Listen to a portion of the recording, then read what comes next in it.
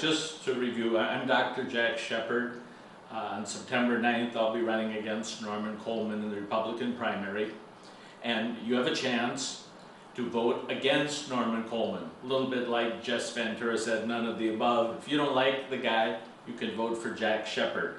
Norman Coleman, he betrayed the trust that we gave him. He was in charge of the Senate Oversight Committee on Iraq.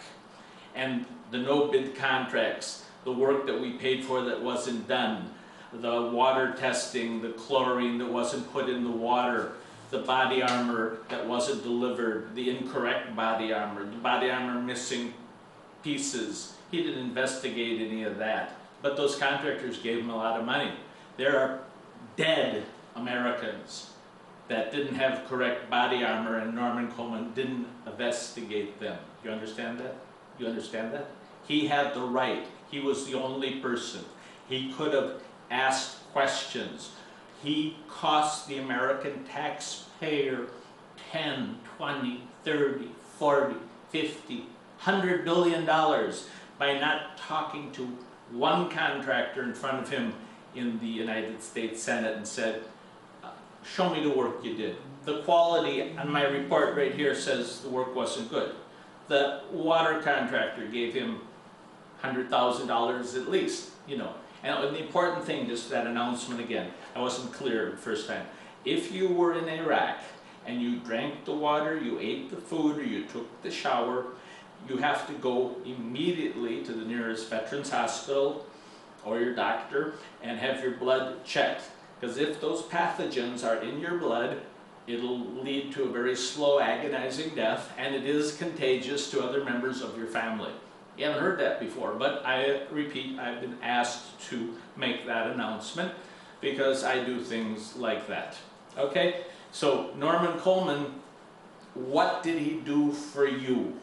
You tell me one good reason to send him back to the Senate. What did he do for you? How is your life better? Unless you are the upper 1% and the richest people of the world, he voted to give you a tax cut. You understand? All the workers, all the unions, none of them support Norman Coleman. But they would support me, even though I'm a Republican, because I said I'm an ultra-liberal, ultra-compassionate Republican, and I care about the workers of Minnesota.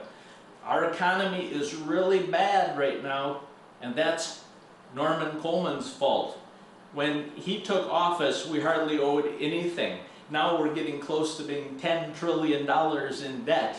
The people in Minnesota are having big problems, but Norman Coleman's not having problems.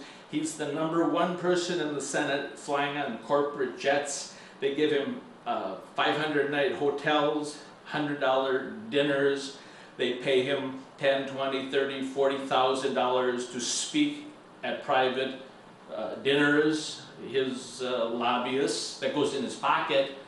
The other millions go in his campaign. So there's a protest in my video about why he doesn't support ethics in politics, but it would bankrupt the guy.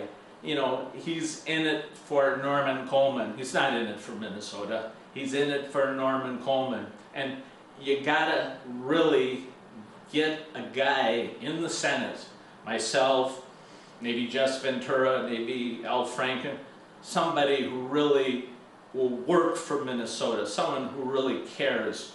The people that die, over 4,000 in Iraq, do you think Norman Coleman misses a minute of sleep about that? Yeah. Or the tens of thousands of amputees who returned from Iraq. Do you think Norman Coleman misses any sleep about that? Like I said, he was at Walter Reed. He saw the stinking conditions. He saw the contamination. He saw the paint falling off the walls. He didn't tell anybody. He didn't care. You know, would he send his children when they're old enough to Iraq? If he gets reelected, unfortunately, by the time they're 18, and I think they're only about 12 now, or, you know, I'm not sure exactly, but with 6 more years, Norman Coleman in the U.S. Senate will be in Iraq. You know, we have to keep a small amount of people in Iraq. We have to put them way off the street. I already submitted my plan a year ago to Secretary Gates and got a response. It's on my website. You know, But we don't have to be walking Baghdad like Norman Coleman's happy, because recently, they won't tell you, but besides the roadside bombs, it's the snipers that are getting them. You know, they're just walking down the street like sitting ducks, you know. When Norman Coleman goes to Iraq, do you think he's going to walk down the street with a patrol like a sitting duck? No, he's going to stay in the green zone in a fortified bunker. He'll take some pictures with some troops, you know. You think he'll